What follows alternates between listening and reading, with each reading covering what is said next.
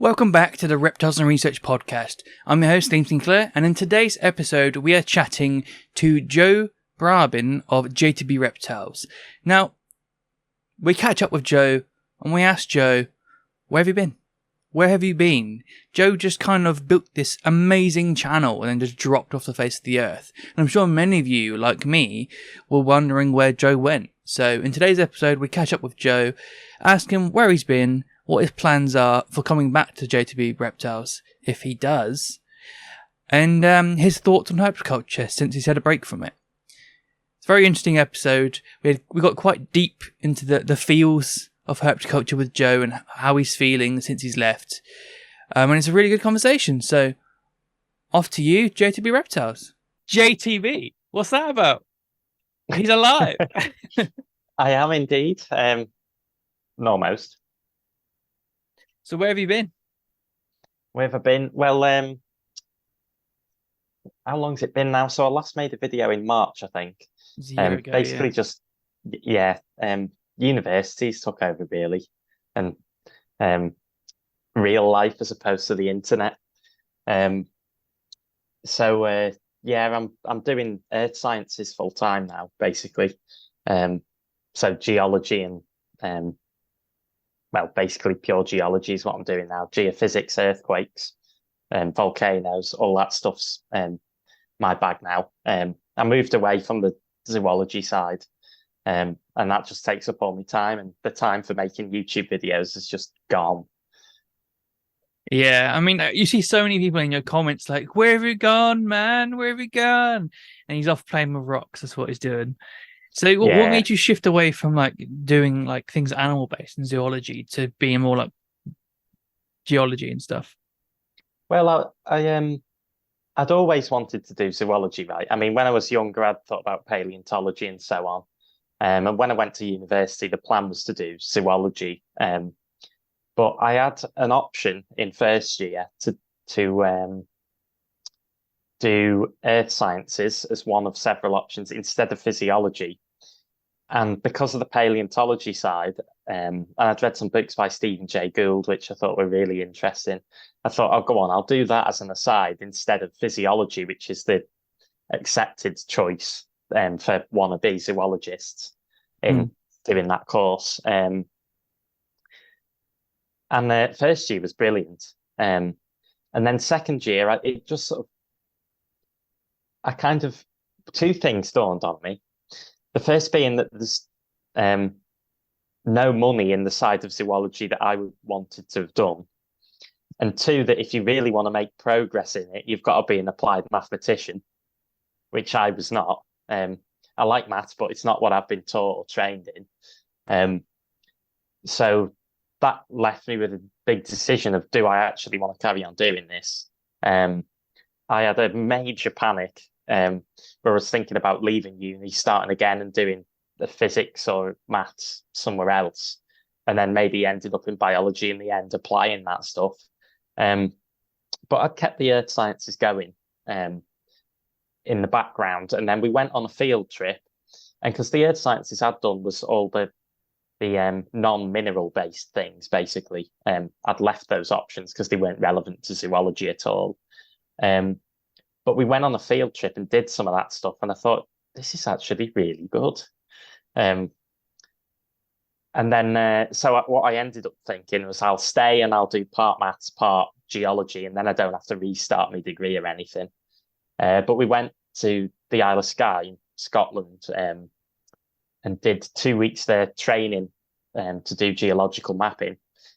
And I just thought it was that brilliant that I just decided, you know what, I'm going to do this full time now. I'm going to switch horses and do something else with my life. So you've completely gone down the geology route then? Yeah, my third year in university that I've just finished, I did mineralogy, petrology, and geophysics. Wow. There's lots of words that just went whoosh. So does it ignite like the passion, the same level of passion that you had for like herpetological?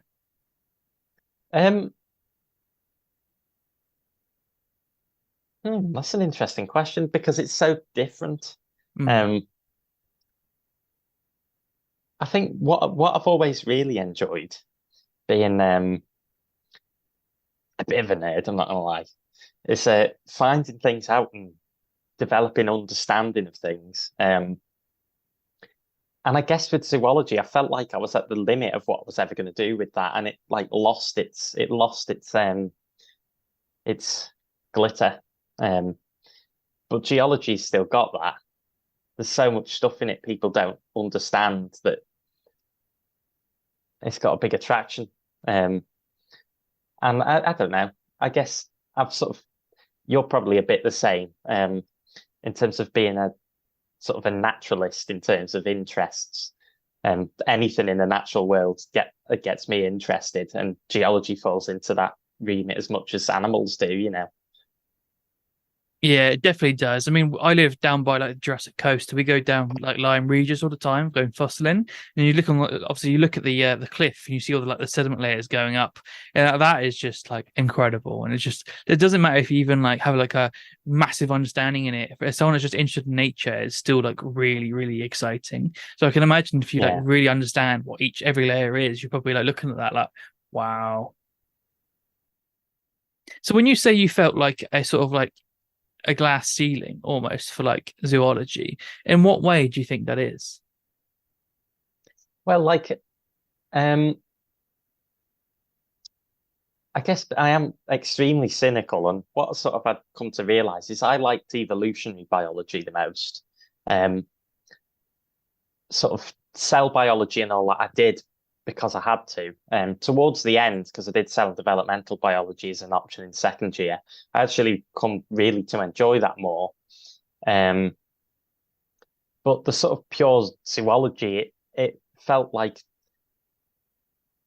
if you wanted to push that, like I say, you sort of had to have more mathematical training than I had.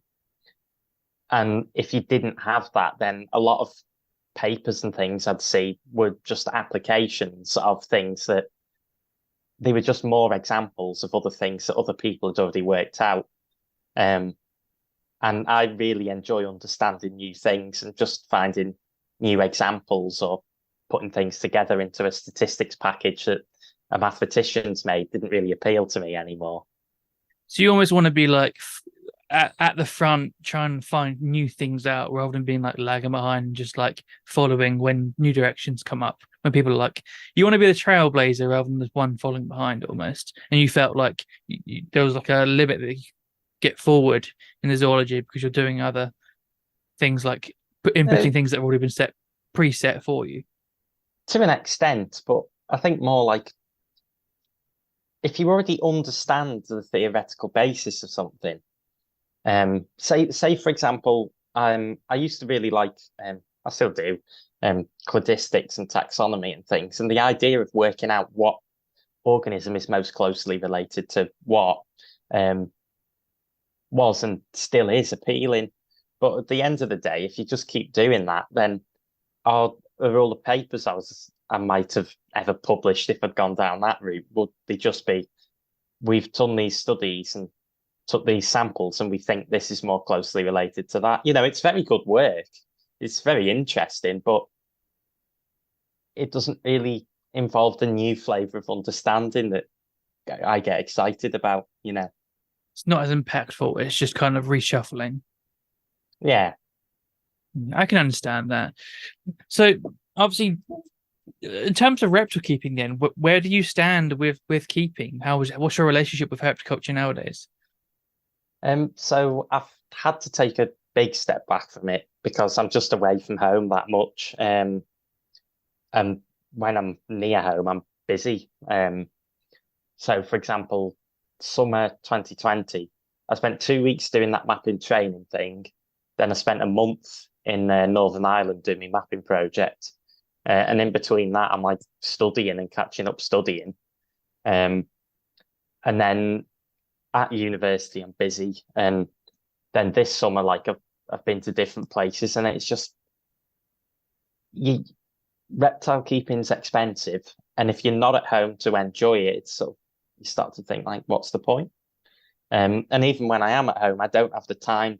You know, years ago, I used to just like sit in front of a viv and stare at it for an hour or two just to put the day in and enjoy doing it, but I can't do that anymore.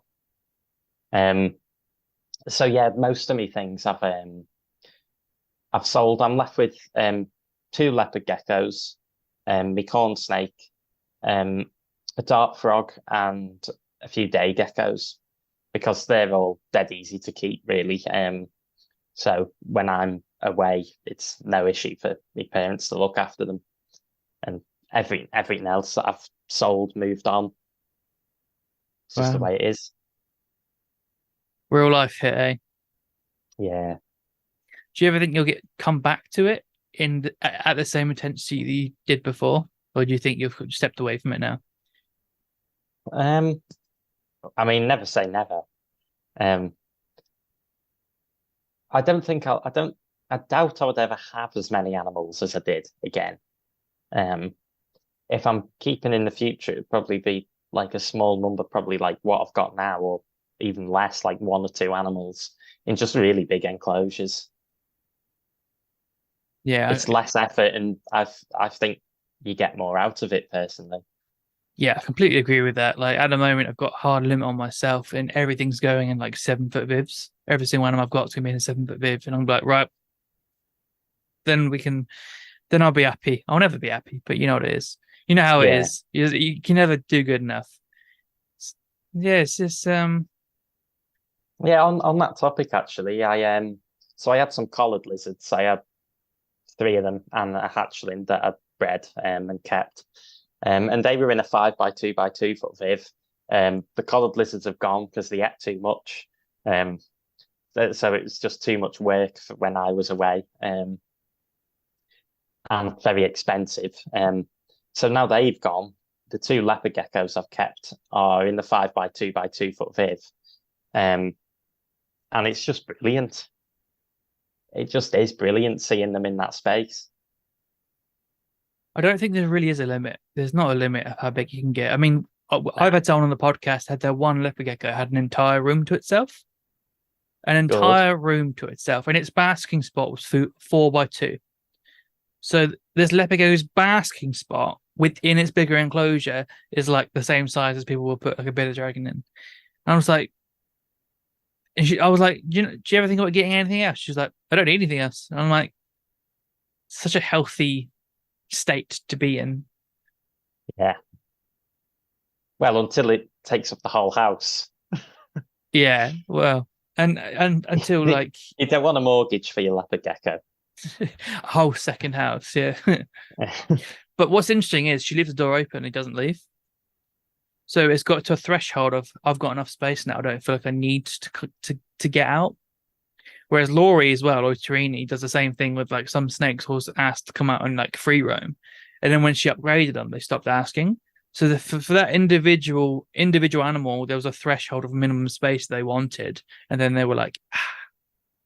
So that really excites me, and I'm wondering if like it will change for these. So I'm wondering if there is like a true like if there was a way to feasibly study it of like you had like all these same animals and you incrementally upgraded these. This is like hyper. It's never going to happen. It's not even possible. If you incrementally upgrade the size of these vivariums across like a large sample size of all these same species, what would be like the modal number or average or even averages as well of like size before all of them were like, I'm done now. That would be really interesting.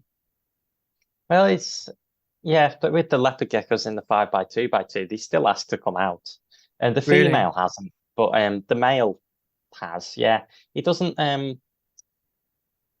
So I really like leopard geckos. I know they're like one of the most popular reptiles, but they aren't popular enough. Just leopard geckos are great. But mine, I never pick them up. But I put my hand out, and they know they can come and stand on it if they want to come out the enclosure. They're quite predictable. So the females, whenever they wanted to lay eggs, would desperately want out of the enclosure, I presume to look for egg laying sites or just to get away from other individuals. But the males was never as adventurous as the female I've kept. But he's in the 5 by 2 by 2 foot viv and's been asking. I I say asking, by which I mean he'll stand and wait at the corner of the door where he knows I've let him out previously and remembers that presumably. He'll stand there and wait, and it just interests me that why I don't know. I don't. That was a statement of no consequence. It's just interesting. No, I mean, like they do. Like, people think we can't communicate with our animals. We can. It's just not verbal, and that's literally it. Like, Yeah. how is it any different from you seeing that leopard gecko, and you learning that means that it wants to come out, right?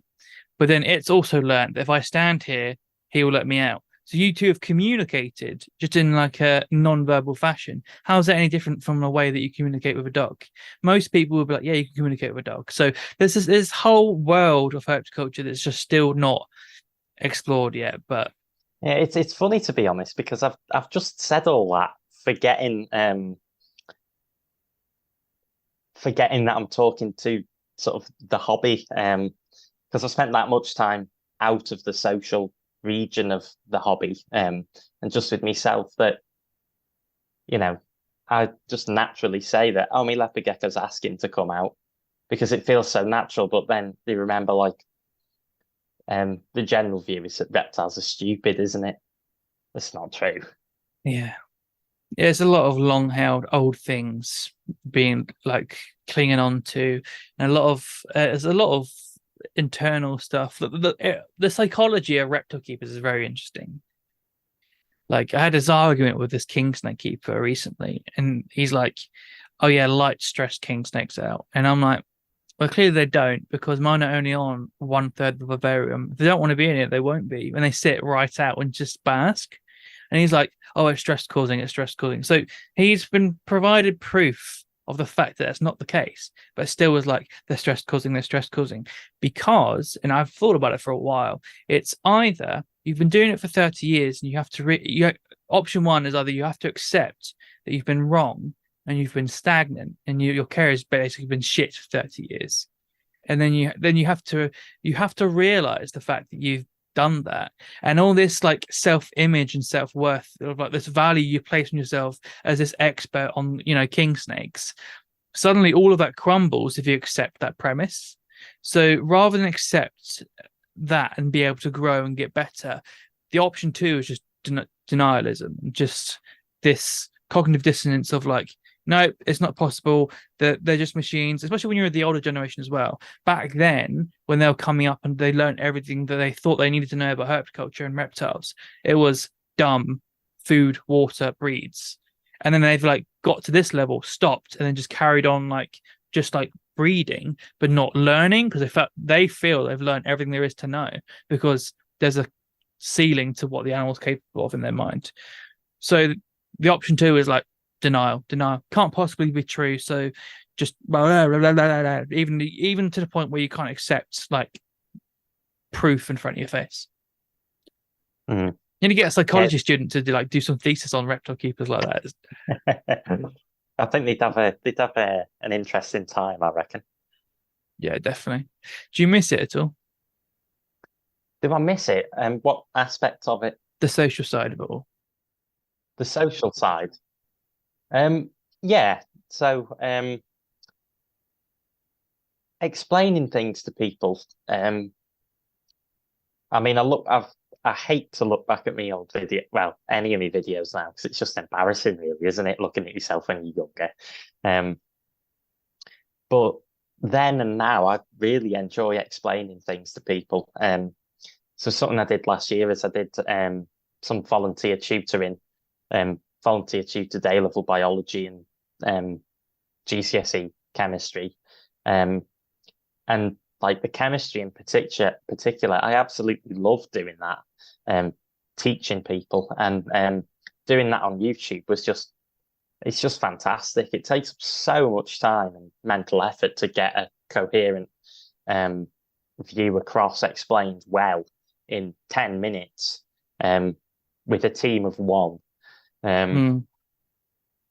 mean, you'll know that, like, but doing that and making something that you get to the end of it and you're proud of the finished product and people watch it and then leave you a comment saying, "Oh, you've done an all right job there," or then the even better ones are, "Okay, you've said this, but what about this?"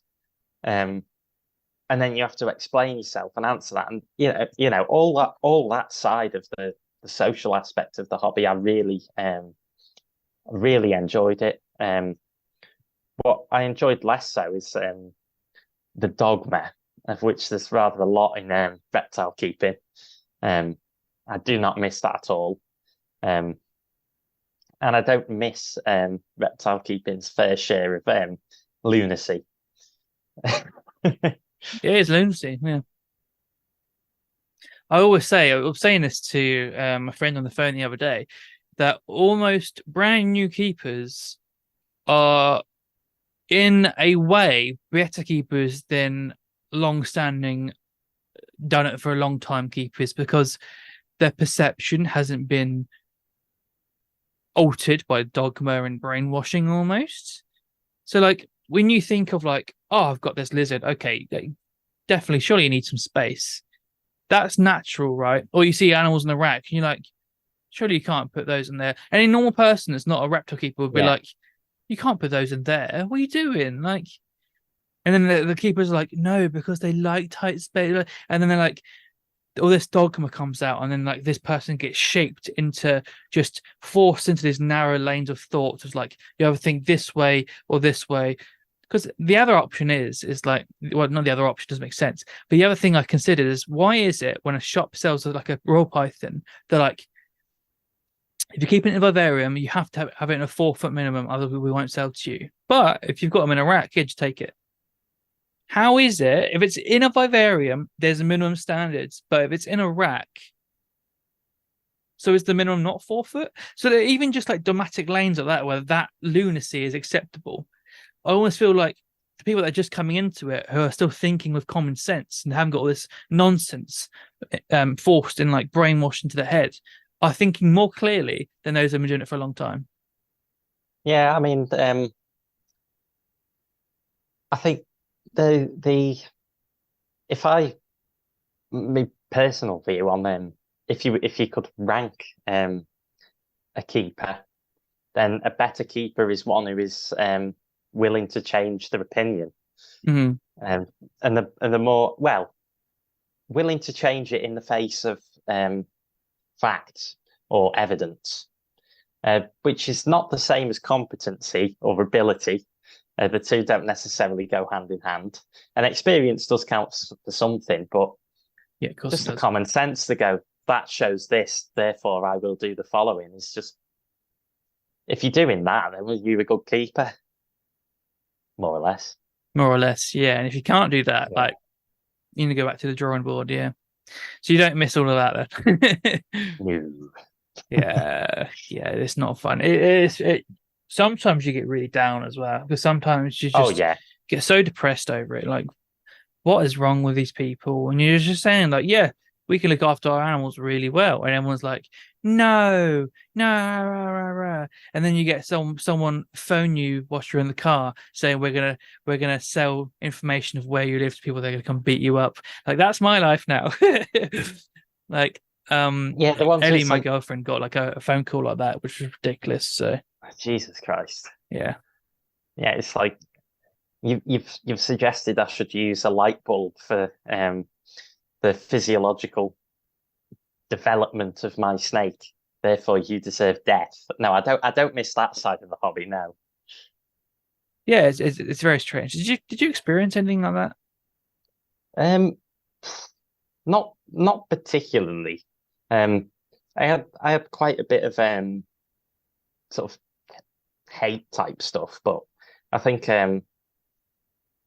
perhaps because of my age, I'm doing this as a young teenager and look like a child, then I think lots of people would sort of avoid saying I'm gonna come round your house and fill you in to a child on the internet. Or like, you won't be walking away from Donnie and shit like that. I'm like, joke's on you, I would never go to Donnie. It's explaining the same things all the time is really draining. Spending like 4 straight days making a video that explains something adequately, and then on your latest video being told make a video about this when you already have. That's interesting. Gets tiring. I mean, I understand it because nobody's going to watch every video you've ever made. Fair enough, but all of that was tiring. Yeah. So yeah. But then again, when you look back at everything you've made, that's going to be there forever now. Like, there's some pieces of content that'll be there forever that really help a lot of people. So that obviously feels good. Like, do you ever think you'll like come back to JTB in like in the way that it was before?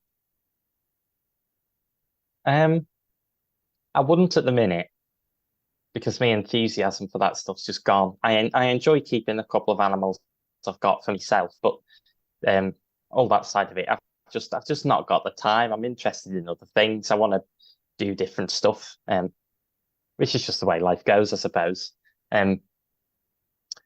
I do, just as I say, I really enjoy the teaching aspect and the process of making a video. I really enjoy. But in a sense as well, for my own position in the hobby, the thing I was really interested in was lighting, and that still does interest me. But there's loads of problems in that still that haven't been solved, and technology will change. But the major issue with it, the major understanding, for me, I feel like I'm sort of there, and anything added on to that is just an extra layer on top of just an extra shaving on top. Yeah. I mean that's not. I'm wrong in saying that, but of course there's loads more. But for what I could do myself at home, I've more or less reached that limit, and I'm like, well, I've done that now. I'll do something else. What's the next thing that gets me excited? I very much did that as well, because I went really first thing I went really hard on when I first got into keeping was lighting. Went really hard on lighting, made sure I knew it like in and out really well. Power density I'm like 50% with. I think I get it at 50%. I'm not like I know this in and out yet, but I kind of reached this limit where I'm like, I get it now. Moving on to the next thing. So I've gone really into like behavior and training and stuff now. But you do kind of like cap out and then like go elsewhere to like fill in the other branches until there's like major advancement in lighting again. Maybe you'll come back to it and be like, oh, to reach the next cap. But at the moment, you're like just waiting on those people that are really, really like hardcore, like Tom Griffiths now and like Serena, like just let them get on with it, don't you?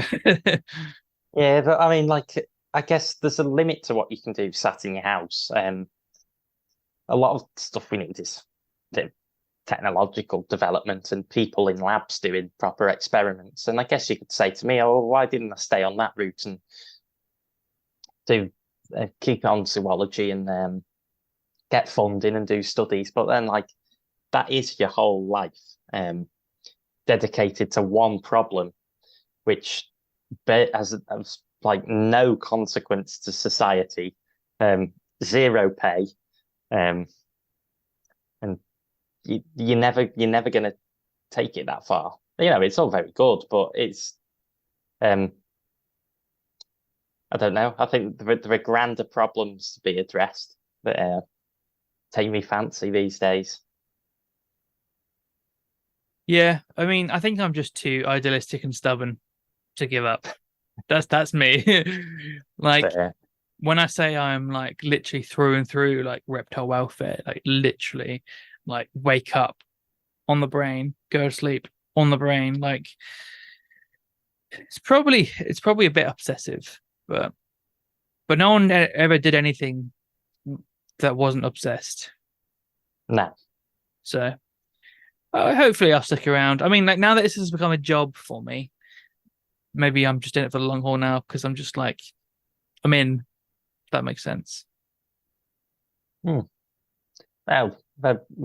never be afraid to change horses. That's what I did. Yeah, it's a big brave move, that, isn't it? Like just this whole big thing you built, this big channel that is still like bigger than my own. and you don't even touch it anymore. And you're like, yeah, go do this. And just like walked away from it. And I'm like, wow, that is ballsy. That is.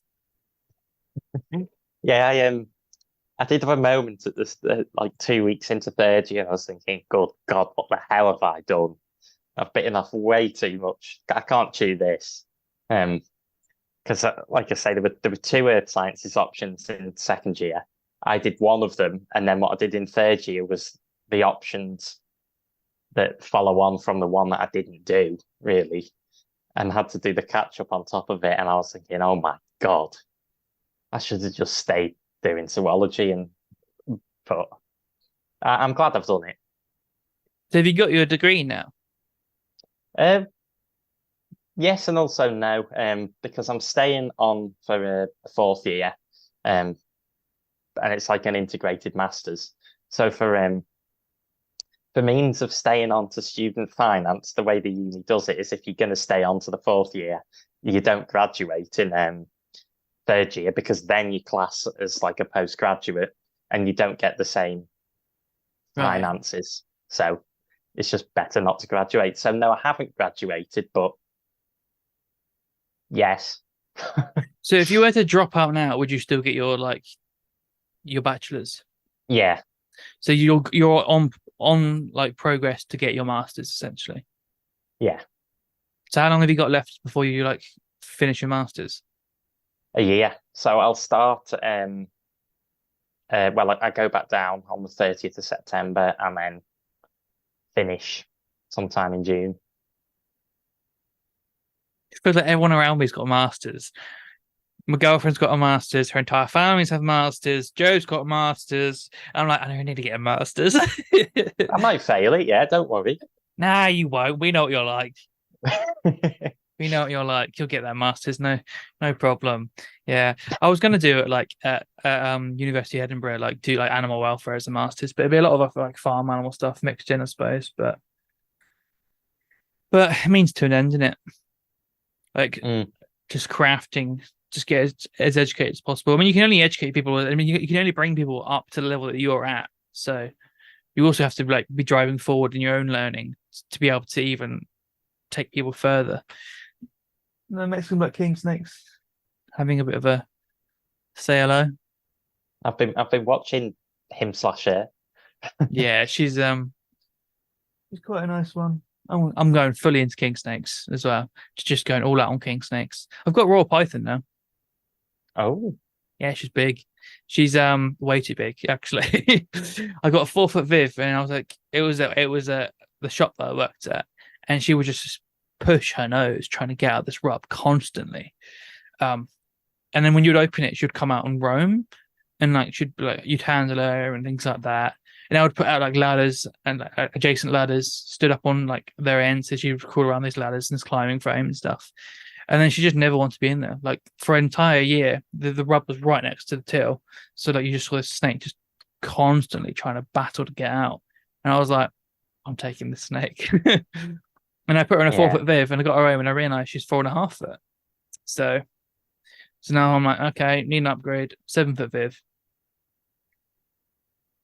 So, and then in the future, I'm just going to I want to like breed king snakes, but I really want to like delve into this upper level of herpetoculture that hasn't been reached yet.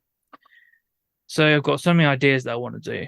Like, no one's breeding for them to have a preference for certain prey types. So everyone's talking about, like you can have hatchlings, and like whether it eats pinky, it survives. If it doesn't, then it dies. And after you're like, then the ones that survive are the ones that will eat a pinky. But that's not preference for a pinky over other types. So I want to do like t-tests where like I put one option A here, then option B here, and the snake will go in. And if there's a preference, and I'll swap the items around, and if the preference changes along with the item, then I know it's the item. Then I want to like hold back those snakes and then breed for preference of prey type. So not only will king snakes obviously do well on mice, but actually prefer it. So there's so many things I'm thinking of, like we're actually working towards domestication, because you can breed them to actually do better in captivity, as well as like it being convenient for keepers, but also better for the snake, because that's actually what the snake wants. There's a whole upper level that hasn't been done yet. Like the hatchlings, you can like lift one up and it's like cloaca opens, musks everywhere, flings its ass around. It doesn't want anything to do with you. Other ones, like they kind of like think about it and the cloaca just flaps, opens a little bit and they're like thinking about it, oh, I see you. But you can get away with the interaction if you're careful with it not happening. And some of them were like, okay, and you just pick them up and they don't do anything. So like things like that, holding that back and then breeding for like docility as well. There's just loads of things that I want to do that actually just make better pets, but also make their lives better in captivity because they're actually suited for it. Rather than people are like, oh yeah, I just want to get like wild caught things because I want localities. And I'm just like, there's a whole world, just upper echelon, that's just like this empty void above us all that no one's reaching into. And I really want to play with that. Interesting thoughts there. Yeah, none of that stuff's ever mentioned in there when I was paying attention. No, it's just me. My brain's just thinking. I've just read a lot of like rodent studies as well. But also, I think I might have thought of an idea to solve the CO2 with the mice problem. So everyone's like, how do we find the right gas for the mice to not recognize it so it's not stressful before they pass out, and then we crank on the CO2 and kill them? But I think we're looking in the wrong direction. We should be looking at the mice. So you can breed strains for different things, for different drug testing and stuff, and breed strains that are like highly repetitive behaviors to test different. Like if literally they make strains of mice for for different studies. Why are we not breeding a strain of mice for low recognition of CO2? I see where you're coming at from there, because the CO2 issue, not about just I can't remember now. Was it CO2 dissolving makes carbonic acid is painful? They get like acute nasal pain as well, but after a certain threshold. But you need to get to a certain threshold over a certain amount of time. So there's a flow rate as well. So there's a certain flow rate where it doesn't hurt, but it's still really stressful because they evolved for like fires and stuff to recognize CO2. So they panic and stress in like are fearful before they pass out, and then they like up it to like kill them in their sleep. But if you were to like expose them to CO2, like I don't know, I don't know what actual percentages mean in real life. It's just numbers I'm throwing out. 40%, and then you have one that'll actually like doesn't do any behaviors until it's like 37%. It's like, well, hold that one back, and then you just slowly like inch it down and down and down to like well below a threshold before you actually get to the point where they pass out before they recognize it. I'm like, there's levels of complexity in that, because how does it detect the CO2, right? Because it has to exhale CO2 anyway. So if it's detecting like level of CO2 or the oxidation state in its blood, then if you have it so that it's tolerant of higher CO2, you're just breeding mice that hold the breath effectively. Potentially, or maybe it's just recognition. I don't know, but there's definitely a world to play with that, and I've never seen a paper even mention that, but also in papers that they're trying to find like the right gas, or maybe someone has thought of it, it just can't be done. That's why no one's focusing on it. But I'm like, I've not seen it mentioned anywhere. I just want to interrupt this podcast just to talk to you about our Patreon series. Our centerpiece right now, Journal Club, allows you to join us on video calls where we break down papers together in a step-by-step fashion, allowing you to learn the valuable skills and how to read scientific papers and elevate your skills as a reptile keeper. We really try to install in you the skills you need to independently go off and do research by yourself. We'll explore interconnecting topics week by week. At the moment, we're working through snake enclosure sizes, and I've just put out the paper. So if you want to join right now, you'll get in just in time to take part in the next meeting of Journal Club. But that's not all. You'll also get access to keeper chats. You'll get to meet monthly with passionate people like yourself and enjoy the really detailed nitty-gritty talk of herpetological. There's no set topic, just passion, and we get some really, really skilled and knowledgeable people in that you can have a really high-level conversation with. Have you ever watched a podcast and thought, oh, I wish I was in the room to talk to these people? Now's your chance. You'll also enjoy an exclusive Patreon podcast, as well as get behind the scenes on the ball python deep dive and see all the footage and stuff that is accumulating right now. So invest in us, invest in yourself, and get all the nitty gritty details that you crave. back to your episode. I don't know. I think there are layers upon layers to that. There's always layers. Always layers. But like I say, like it still really excites me because I know there's this upper like layer that we've not even got to yet. Yeah, that was I remember we were both at that talk about humane euthanasia of things for reptile feed, and it was a stimulating talk. Yeah, and then he called me Lee. Oh yeah, I remember that. It was like, go watch this guy's channel. Lee's done a great job. I was like, oh well, still grateful to like he was like, this is the best video made, so I'll take it. But yeah, I definitely think there's still more to be excited about. And the political landscape of the hobby is not the same as when you left. It's a mess at the moment, in my opinion. I don't agree with a lot of things. Maybe I'll tell you some bits and bobs after we stop recording, but yeah, there's a lot of tea. So with like your leopard geckos and stuff, are they the original Leos you had from years ago? So the first reptile I got was a female leopard gecko called Cleo. I remember the word Cleo. Yeah, I remember her. So I got her in April 2014. Would have been 11 or something. And I only had her for a few years. She was the one I kept traditionally with the heat mat and all that. And then in 2017, I got a male leopard gecko, Speckles, which is the male I still have now. So he's like 7 years old now, considering how old he was when I got him. And then I got 2 female leopard geckos a couple of years later, maybe 2020, something like that. And I had all 3 of them together for a few years, and that worked fine. But then the females just stopped getting on with each other. Both of them get on fine with the male, but the females just would squabble a bit, and I was just unhappy with them being together. So I expect mainly because I'm not at home so much that I didn't want them to fall out properly and me not be there to do something about it, because that's what animals are like, isn't it? You've got to be there. So I separated them and then would move the male between. But what I've decided to do now I've like really reduced my collection is just keep my favourite of the 2 females with Speckles, and the pair of them get on fine. But yeah, so that was a long-winded answer to the question. I think the question was, are they the same leopard geckos I've always It was had? Speckles, yeah. Was it still Speckles? Yeah. Is what I was asking. That's cool. And still the Yeah, same it's still corn, is it? Speckles. Yeah, so Red the corn snake, I got December 2014.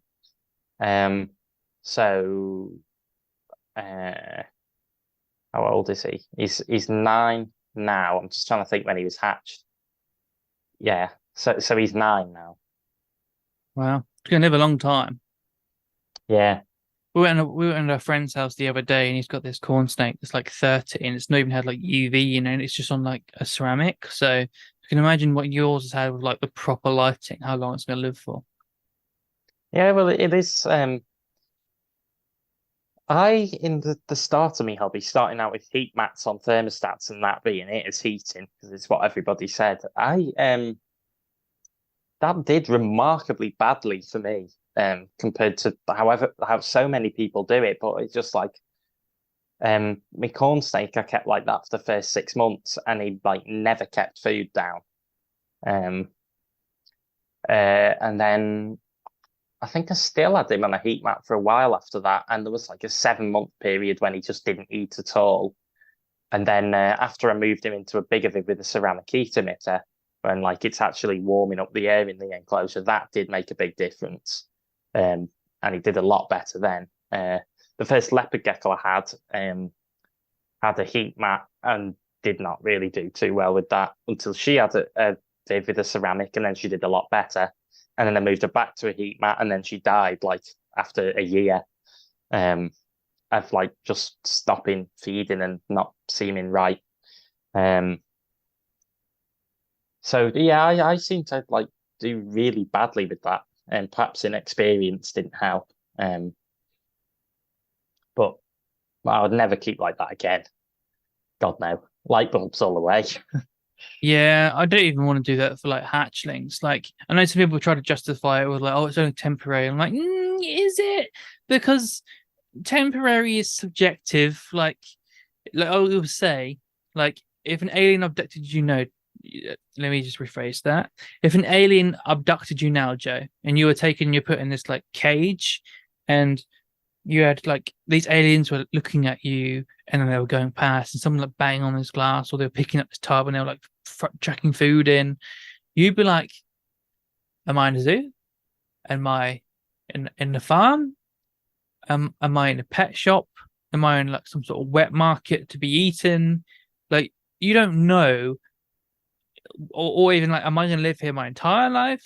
Am I only here for 6 days? You don't know what's happening. All you know is that the state you're in is your life. In that current moment, that's your life, and that's all you will know. And that's all an animal experiences. They don't know that you're keeping it temporarily for 6 months until you sell it. All they know is that I'm in this tiny ass tub. Well, I suppose I can see a line of reasoning in that if you provide the basic amenities for the animal to have what we consider normal development, and it's not in a state of stress or discomfort, then I can see a justification for cheapskating it a bit, because if you have only got it for a short time, then it might not be worth the investment. But it's the question for me is are you achieving what is required for its proper development? So those first few weeks are, that can define the animal's life. Mhm. If you have something in, I could take this to the extreme case and say you've got something in an incubator, and you have like the temperature drop or something, and then you end up with animals with like kinks, as a consequence of that. Well, that is an extremely critical time in the lifespan of the organism, and once it hatches, it's still pretty critical as well. If it doesn't get the right nutrition at that stage, it can be permanently stunted. There was some study I was introduced to with rats about organ development, and it's a while ago I was looking at this, so I'll paraphrase and probably be wrong. But I think the gist is that if you feed a rat, it can put nutrients towards different organs for them to develop. And if it's starved in some way, then it will tend to direct energy, nutrition, to the development of the brain in favor of, for instance, the heart, because the brain is more critical for its survival than the heart is. If its brain doesn't function and it runs around in circles all day, it dies. But if it's got a bit of a dodgy ticker, it might last for a few months, and a rat doesn't live long anyway. So, evolutionarily speaking, that's a worthy trade-off. And it has been, and it was found, if I'm remembering the results correctly, that like starved rats or whatever are more likely to die of heart conditions. Well, if you extrapolate to different environmental parameters and say, okay, well, I'm going to cheapskate on this, and I'm not going to give these snakes that I know can survive without UV. I'm going to not do it for the first 6 months until it's big enough for me to sell it. And you might go, oh, okay, well, it's not in stress. It's growing. It's seeming all right. But then for an animal that can live 30, 40 years, if you keep it right, how much of that early development within more than basic conditions, how much of an effect will that have? Nobody knows. So yeah, it's an interesting debate to be had. Not one that I know the answer to, other than I don't think anybody would disagree that going for maximum conditions with hatchlings is bad. Hmm. I think that much can be agreed on from the offset. Yeah, because I'd sold my hatchings before they were even hatched, and they went into setups with UV, like humid hides, deep substrate layers, and like loads of like loo rolls and things like that in there, and then I only had them like that for like 6 days before they went to like where they were supposed to go. But I'm like, why would you? I'm like, why would I want to like deny them a good head start? Hmm. But it goes further back than that. It goes to like the actual breeding female, because obviously all her vitamin D levels go into the egg because vitamin D is used for the development of the embryo. But if you've got a female that doesn't have access to UV and doesn't have like the optimal levels of vitamin D, then you've kind of like limited the potential of like the embryos to begin with because of how much they get at the start. Yeah, well, there are all these studies coming out now about this sort of Lamarckian, what do you call it now? I want to say inheritance, but it's not really Lamarckian inheritance. The idea of that if I break my leg and have a child, my child will be born with a broken leg. Inheritance of environmentally acquired characteristics, like the sort of metabolic state of offspring can be driven by changes to the biology of its parents at the time it was born. Like propensity for being overweight can be driven by having overweight parents when you're born. I think relatively recently there was some study about that in humans. So yeah, there's all this stuff that nobody thinks about, nobody questions, and reptiles have been kept and bred for sufficiently long now that it begs the question of several generations removed from the wild, how much could we possibly quantify how different our animals are due to that? It's a big minefield. Does it really matter in the end? I don't know, but it's interesting. Yeah, I think some things like bearded dragons are quite clearly different from the ones that are still in Australia now. But like things that like are still being wild caught collected and then like gene exchange is happening in captivity, probably not that much. But also there's not a lot of like intentional selective breeding for things other than just like morphs and phenotype. Because there's so much behavior you can breed for, but everyone's like, is it got stripes or is it got spots? And it's like, that's the surface level of it. But there's so much more that you could make an animal that's like behaviorally so much different from like their wild counterparts as well, because you change what they value.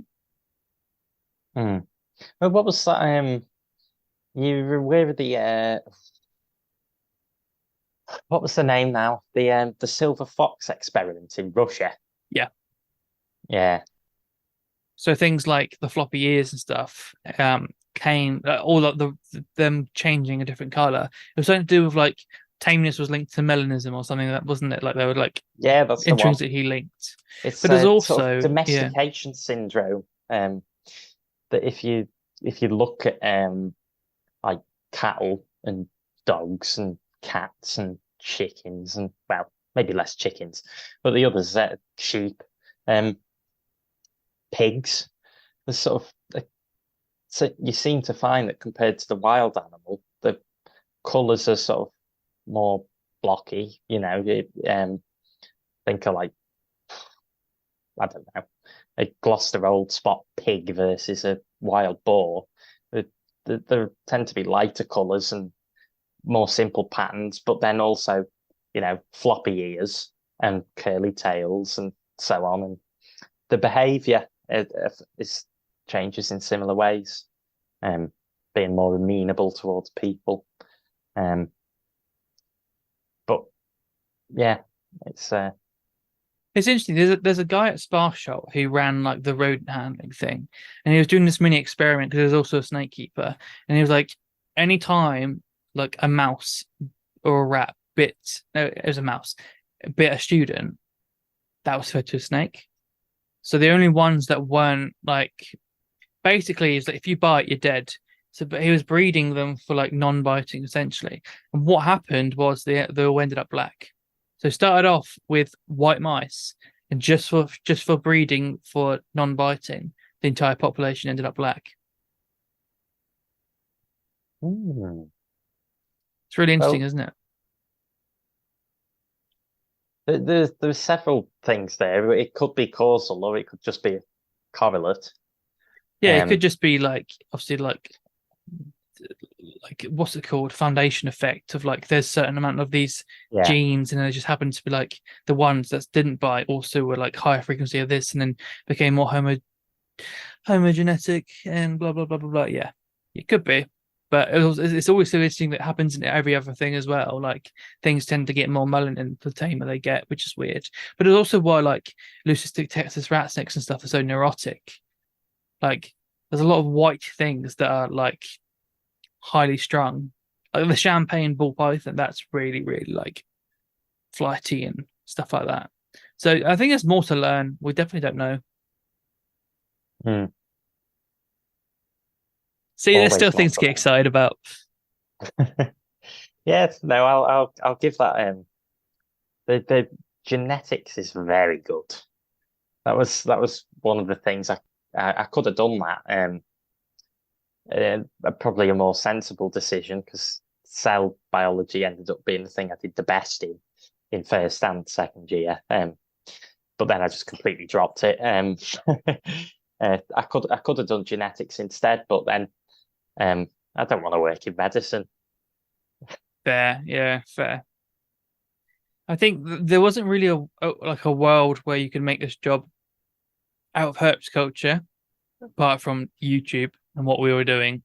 Um, Yeah. I think you could have got there. What with yeah. Yeah.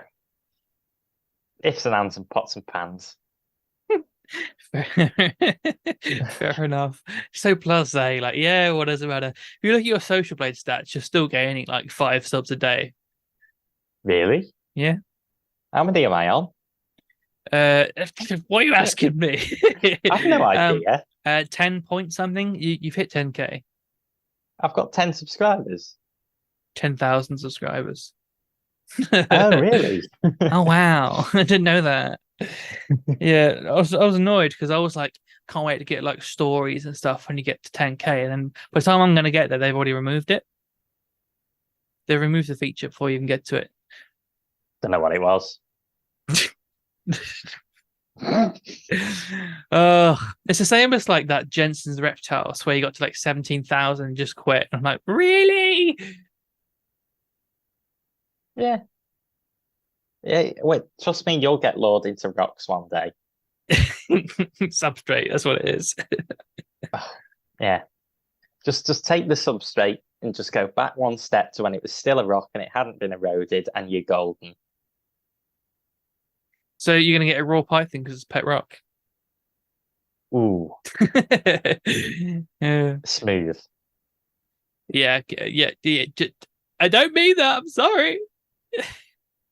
Hey, the Royal Python's the only one I never had. They don't stop I've moving. sort of the big five, as it were. Yeah, Five? you can Yeah, have a king five. snake. You can have a king snake.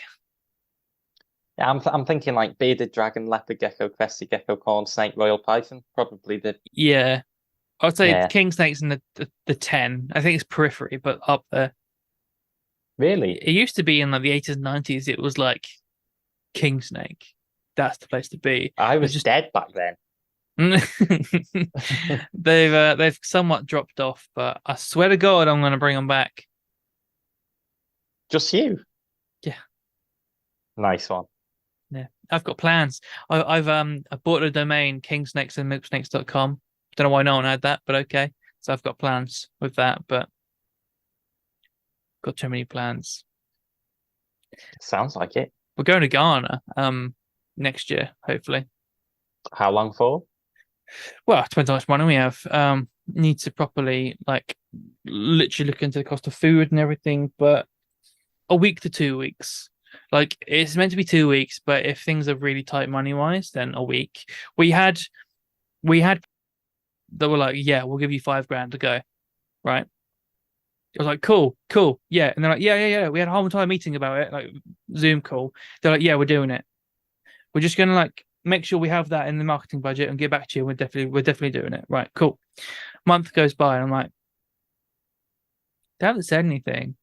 I was like, I emailed them, and I was like, so what's going on then? Like, no pressure or anything, but did you get the marketing budget confirmation? And they were like, yeah, we're not doing that anymore. I'm like, thanks for letting me know then. There was me thinking, yeah, I've got the money now. And I was like, yeah, we're going to Africa 100%. We've got the money. And all while we're like, we're just not going to do it, but not going to tell them either. Like, but this breeder of hognose in the US was like, I sold a $5,000 snake, but instead of them paying me, I'll just get them to donate to you. So we might limp by and get there, but we weren't going to go with like the certainty that we did when we had like someone's word that were giving us $5,000. But we're gonna try. This is to look at the Ghanaian geology, right? Yeah, we look at some Ghanaian rocks.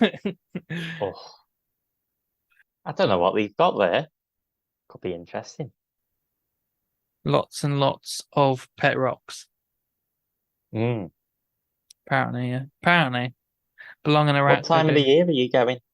We're gonna go. Well, it's gonna be during the wet season. What we need to do is find the point where it's the optimal like peak of all the birds fledging. So I really want to try and find some like predation behavior if we can. And I thought that would be like the easier way to find that would be like some parent birds like kicking off, then you just like head towards in that direction. Because if a snake's raiding a nest, the parents are going to be like, "Meow," or if they're there, that is, they might just eat it when it's not there. But I mean, hopefully we go through this like this peak window, go then. But it's going to mean like malaria tablets and all that stuff. And exciting. do you think you're gonna do any more videos? I know you were telling me about something you've got planned. Is there something that you wanna? Yeah, so I was saving up light bulbs for a long time that had been blown, for the point of making a video, and I was going to knock them open and for the video and all that, and just do like a real clean sweep of finishing all the stuff that was my interest and where I left it at the end and practical applications. But I have not had the time to do that video. So I've threw together about 20 slides for a lecture style presentation, which I'm hoping to record. And that'll be it. That'll be the end of the story. That'll be like the season finale of JTB. Yeah. Wow. It feels so weird because we started it we didn't start at the same time, but like you were one of the channels that I like started watching before I started. And it's just so weird. Yeah, I must have been when I really started doing videos regularly and getting into it. I might have been 14. Wow. And for like maybe 2.5 years, I made a video every single week. Then I had a few months off for end of secondary school exams. Then carried it on in college, making videos nearly every week. And then I went to university and made the odd one. And it's just fizzled out, I guess. Yeah. That's a look of disappointment. You've been doing it for so it's not that. It's just like no one can make you do something you don't want to do. If you're not in love with it anymore, you're not in love with it. But it's like watching like a season of a show, and then it's like like Netflix doesn't like renew it, and you're like, what? That's the feeling. Like that's what it feels like. I'll take that as a compliment. Yeah, it is. Like you were literally probably, not counting my own, I would say you were probably the best channel on YouTube at one point. Oh, stop it. I would say that. Like, I think in terms of like the lighting stuff, like you were top. And then yeah. It's apart from like snake training and stuff, because if it's that, there's Laurie. But I mean, like for general like lighting and things like that, and like across the board, I would say it was probably the best channel at one point. Thank you, sir. That's all right. I mean, the bar wasn't very high, was it? Let's be honest. No. There was a bar? Exactly. The bar is so low, it's subterranean. Yeah. It's down with the rocks. It's below the Mohorovic discontinuity. Yeah. So, yeah. So is there anything that you want to say to all the people that have been sat there thinking you're going to come back, and anything you want to say to your fans that have been waiting? Yeah, I guess so. Thank you. It's a big one. Because you know, I had a blast doing it. It was bloody stressful and largely thankless, but I enjoyed it. I enjoyed it a lot, and people tuning in and giving feedback and asking questions, and all the productive stuff that went on, which was the majority of it. I loved that. I still do, and I miss it. But like, life's life. I've got other things that really interest me, and new route to explore. And that's the way I'm choosing to go. And hopefully I'll get opportunities to do things like that again. You know, work and produce things. But yeah, no, it was a privilege to have communication with so many people who were interested and had things to say. And yeah, so mainly just thank you to those people for being there and tuning in. What a send off, eh? Who's cutting onions in here? Yeah. What a way to say goodbye to JTB Reptiles. Well, hopefully I've made the slide, so I'm halfway there. I'll do the one last the last hurrah, and yeah, hopefully. I think that is the perfect place to wrap that up. So for the last time, but hopefully not for the last time, thank you very much, JTB Reptiles. Thanks very much for having me on.